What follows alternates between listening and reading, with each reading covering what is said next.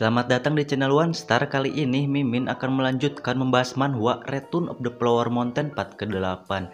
Nah, sebelum lanjut ke videonya, alangkah baiknya kalian klik tombol subscribe terlebih dahulu di bawah dan jadilah salah satu orang yang membantu Mimin mencapai 10.000 sub di akhir bulan ini. Terima kasih, lalu intro.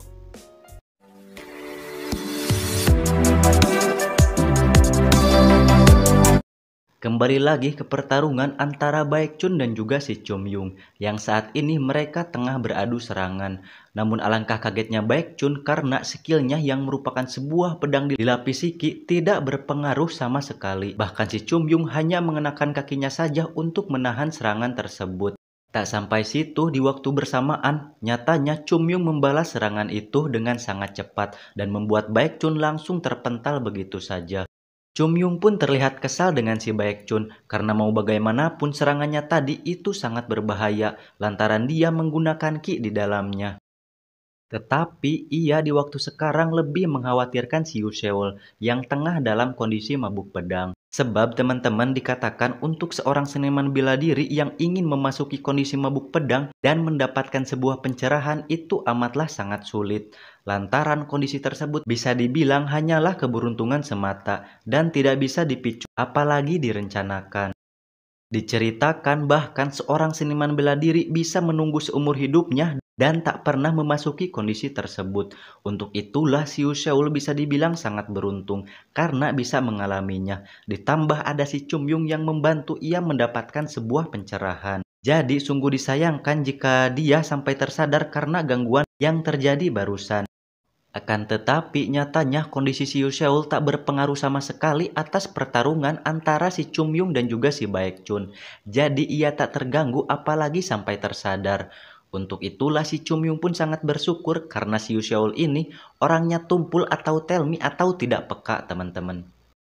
Setelah itu Baekhyun pun berdiri dan berkata, "Bukankah kau tahu seberapa pentingnya kondisi itu? Walaupun benar bahwa aku membencimu, tapi aku tidak pernah berpikir bahwa bajingan sepertimu akan mencoba mempermainkan si Yuseol yang tengah dalam kondisi mabuk pedang." Dalam pikiran si Chumyung ia pun terheran, sebab jika si Baekhyun mengerti kenapa ia malah menyerangnya. Dan juga ia tidak sedang mempermainkan si Yuseol, justru ia membantu dalam pencerahan tersebut. Lalu si Chumyung pun menjawab, kenapa seorang yang tahu pentingnya kondisi itu menarik pedang dan menyerangnya.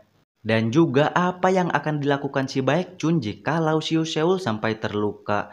Namun Baekhyun pun kembali berkata dan malah menyalahkan si Chumyung. Karena jika si Chumyung tak melakukan counter attack, maka itu tak akan membuat si Yuseol dalam posisi yang berbahaya. Dengan raut wajah yang malas dan tidak habis pikir, Chumyung pun menjawab, "Ya masa aku harus menerima serangan tersebut dan mati begitu saja?"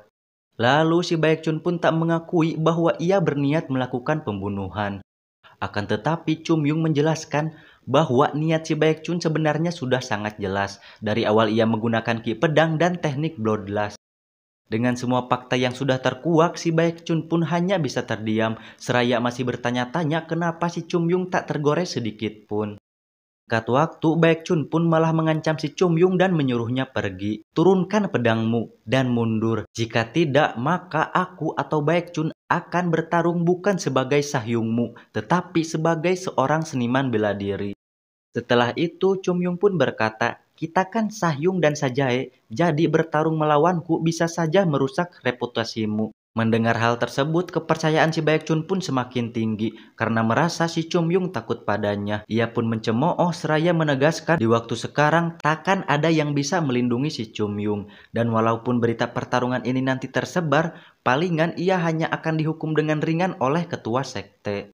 Lalu si Chumyung pun terlihat semakin gogodog dengan tingkah lakunya si Baekhyun. Dan juga ia tak berniat pergi sama sekali karena ia ingin membantu si Yuseol. Jadi pertarungan ini pun pasti akan terjadi teman-teman. Akan tetapi si Chumyung pun mengajukan sebuah ide yang lebih baik ke si Baekhyun. Di mana ide itu adalah sebuah sumpah antar mereka berdua yang tidak akan memberitahu ke siapapun tentang apa yang akan nantinya terjadi di sana. Pada awalnya si Baekhyun pun curiga dengan apa yang direncanakan si Chumyung. Namun akhirnya ia pun setuju dengan saran tersebut. Sebab teman-teman si Chumyung ini terus menghasut dan menambahkan kata-kata pemanis. Seperti ia tak akan pernah bilang pada siapapun jika ia dikalahkan dan dihajar habis-habisan. Ditambah ia pun ingin bertarung dengan orang seperti Baekchun. Kata-kata ini seperti mengagumkan si Baekchun teman-teman karena si Chumyung ngomongnya sambil senyum-senyum gitu. Padahal ya ada niat terselubung. Oh ya teman-teman, jikalau salah satu dari mereka melanggar sumpah maka mereka harus bersedia melakukan apapun di masa depan untuk si pemenang. Setelah itu si Baekchun pun terlihat tersenyum menyeringai lantaran semua kebenciannya terhadap juniornya tersebut akan segera tersalurkan. Namun tiba-tiba setelah keduanya sudah bersumpah, sikap si Chumyung yang awalnya bersikap santai tiba-tiba berubah menjadi beringas dengan tatapan yang sangat menakutkan. Ia pun tertawa seraya berkata, "Tamat riwayatmu bajingan." Di sisi si Baekchun, ia pun terlihat kebingungan dengan apa yang terjadi karena setahu dia si Chumyung ini adalah seorang murid yang baru saja bergabung setengah tahun yang lalu.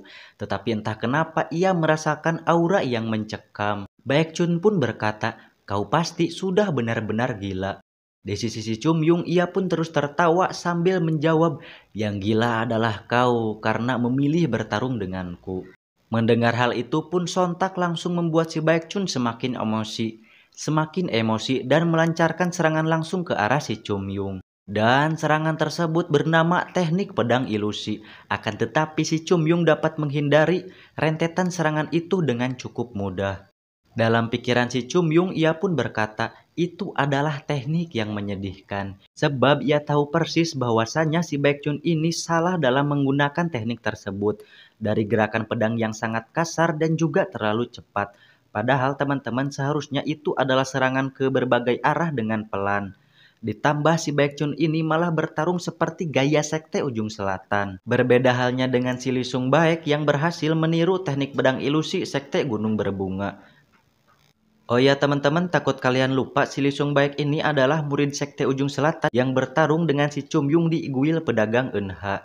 Singkat cerita, setelah berbagai serangan yang terus saja Baekchun luncurkan, nyatanya tak ada satupun yang berhasil mengenai si Chumyung.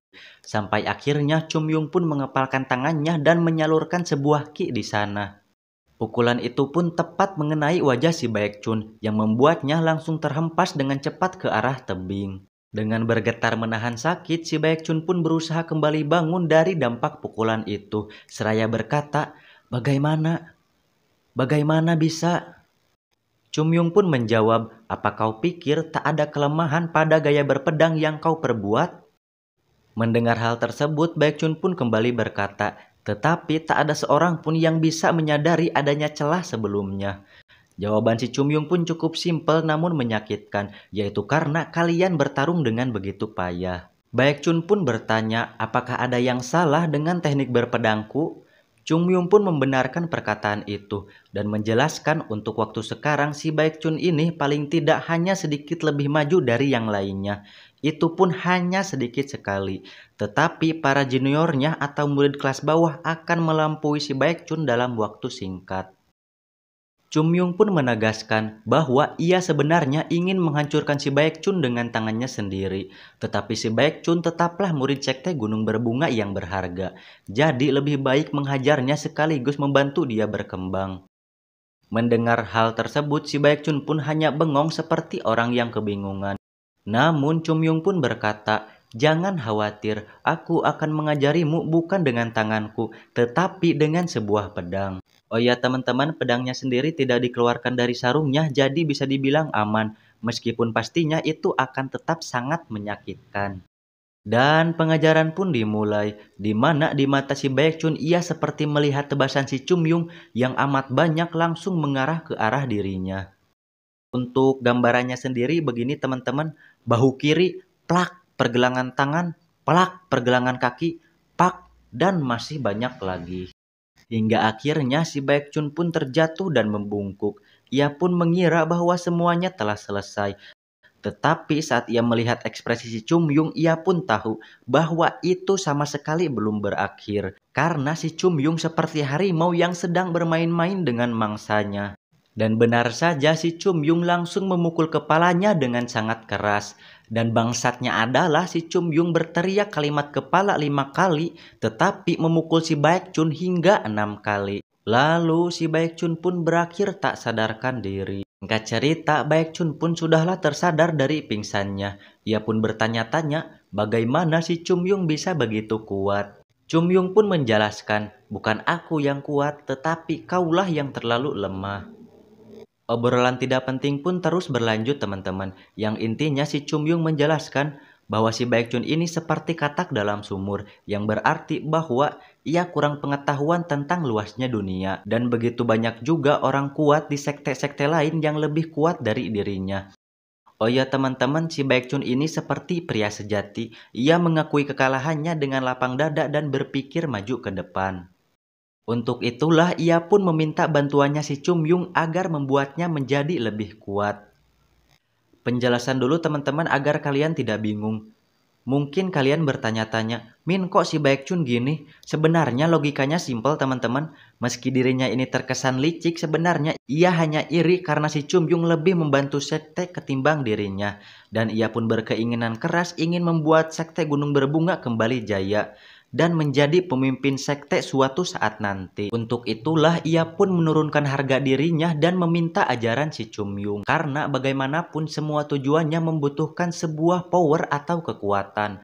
Min, apakah ada dendam? Jawabannya tidak teman-teman, sebab salah satu sumpah antara keduanya sebelum pertarungan itu tak ada kata dendam nantinya setelah ini teman-teman. Namun nyatanya si Chum Yung menolak permintaan si Baek Chun untuk mengajarinya dan berkata, sepertinya kau salah paham mengenai sesuatu, Sahyung. Aku belumlah selesai. Kau harus menebus semua dosa-dosamu karena mengerjai para murid kelas bawah. Dan kau seharusnya tidak pernah mencari gara-gara denganku. Tawa si Chum Yung pun terus saja bergema bersautan dengan teriakan kesakitan si Baek Chun pada waktu penyiksaan tersebut. Singkat cerita, setelah adegan pemukulan itu selesai, terlihat si Chum Yung pun langsung rebahan sambil tersenyum puas. Dalam pikirannya, ia seperti melepaskan beban yang sudah lama ia tanggung. Dan untuk si Baek Chun seperti yang kalian lihat itu cukup mengenaskan, sampai-sampai sebuah asap keluar dari tubuhnya. Di sini juga disensor teman-teman saking menyedihkannya.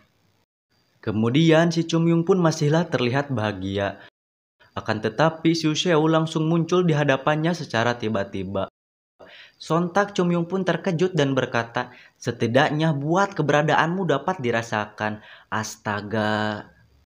Xiu Xiao pun menjawab, ia sudah melakukannya sedari tadi saat si Chum Yung menghajar si Baek Chun. Penjelasan lagi teman-teman, Min kenapa ada Xiu Xiao? Bukannya ia sedang mabuk pedang? Sebenarnya di manhwanya sendiri tidak dijelaskan teman-teman, tapi Mimin punya kesimpulan bahwasanya si Chum Yung membantu Xiu Xiao dalam mabuk pedangnya saat si Baek Chun tengah pingsan. Karena masa pingsan cuma 1 menit teman-teman. Setelah itu Xiu Xiao pun bertanya, kenapa si Chum Yung terus saja melihat ke arah kepalanya? Chum Yung pun menjawab, yaitu karena aku penasaran di mana aku harus memukulmu agar langsung melupakan adegan penyiksaan itu. Yu Seol pun yang terkenal lamban, telmi, tidak peka pun nyatanya mempunyai insting bertahan hidup yang tinggi. Ia pun seakan terkena amnesia, hilang ingatan pernah melihat adegan penyiksaan si Chum Yung. Setelah itu, Yu Seol pun kembali meminta Chum Yung untuk mengajari teknik pedang Plum Blossom. Chum Yung pun menanyakan alasannya, kenapa ia sangat ingin mempelajari hal itu. Lalu Xiu Xiao pun tak mau mengatakan alasannya tersebut, yang pasti ia berkata harus mempelajarinya apapun yang terjadi. Mendengar hal itu, Chum Yung pun menjelaskan bahwa teknik itu adalah milik sekte Gunung Berbunga. Jadi ia tak perlu memohon untuk diajari, karena ia pun akan mempelajarinya nanti jika dirinya mau menunggu. Yu Seol pun kembali berkata, yang jadi masalahnya adalah teknik itu sudah tidak ada di dalam sekte. Lalu si Chum Yung pun terkejut karena si Yu Seol tahu akan hal itu. Dan kembali menjelaskan bahwasanya teknik itu akan segera kembali ke dalam sekte Gunung Berbunga setelah persiapannya selesai. Oh iya teman-teman, di sini pun mengungkapkan fakta bahwa ada yang salah di penjelasan Mimin di video yang sebelum-sebelumnya. Entah yang keberapa Mimin juga lupa. Jadi mohon maaf. Jika ada rangkuman yang salah lagi untuk kedepannya, entah itu Mimin kurang makan atau kurang minum, tolong komen aja di bawah teman-teman. biar Mimin Pin nanti agar tidak merusak alur ceritanya sendiri dan kalian tidak kebingungan. Nah, jadi teman-teman intinya teknik ultimate atau yang paling kuat yang menandakan ciri khas sekte gunung berbunga itu belumlah kembali. Kemudian terlihat si Chumyung pun berdiri dengan telunjuk yang bercahaya dan bergerak seperti gambaran sebuah teknik pedang. Melihat hal tersebut, Yoselu pun langsung menyadari itu adalah skill yang bernama The Sword of the Yui Maiden, sebuah teknik yang ia habiskan begitu banyak waktu untuk latihan terus-menerus. Tapi ia sadar bahwa itu sedikit berbeda dengan miliknya. Tidak hanya pergerakannya, tetapi ada yang lebih mendasar daripada itu. Lalu si Yoselu pun bertanya, apakah itu The Sword of the Yui Maiden? Chumyung pun menjawab, benar, apakah kau memahaminya? Dan pastinya si Yoselu pun hanya menggelengkan kepala seraya berkata tidak sedikit pun. Akan tetapi ia mengerti maksud si Chumyung bahwa ia harus mencapai suatu kondisi tertentu untuk mempelajarinya. Jadi ia berkesimpulan harus melanjutkan latihan dan membangun dasar-dasar dengan benar. Kemudian si Chumyung pun terkesan dan membenarkan pemikiran Yoselu tersebut. Setelah itu Chumyung pun langsung pergi dan menyerahkan urusan si Baekchun pada si Yoselu. Singkat cerita, ketika si Chumyung sudah tidak ada di sana, Yoselu pun seperti termenung. Dalam pikirannya ia berkata, "Ayah, aku pasti akan mengembalikan teknik pedang itu, apapun yang terjadi, tidak peduli seberapa besar harganya." Dalam ingatan si Yoselu, si ayah berkata, tidak ada tempat yang lebih baik dari sekte Gunung Berbunga, dan ia akan kembali ke sekte dan meminta sebuah ampunan. Sebenarnya di sini masihlah misteri teman-teman, jadi Mimin akan jelaskan nanti sesuai jalannya cerita. Segitu dulu aja teman-teman, terima kasih yang udah nonton sampai akhir, sehat selalu, buy buy.